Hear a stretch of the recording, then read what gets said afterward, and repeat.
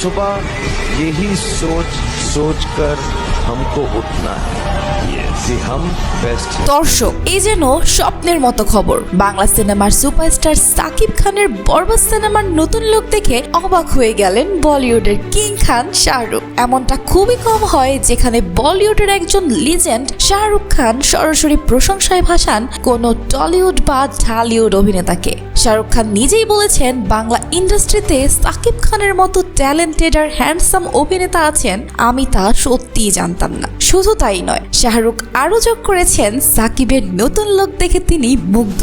এমন stylish presence খুব কম অভিনেতারই থাকে। তো ভাবতে পারেন, শাহরুখের মুখ থেকে এমন কথা বের হওয়া মানে সাকিব খানের জন্য এক বিশাল স্বীকৃতি। এবার প্রশ্ন হলো, সাকিব কি তাহলে বলিউডের জায়গা করে নিতে চলেছেন?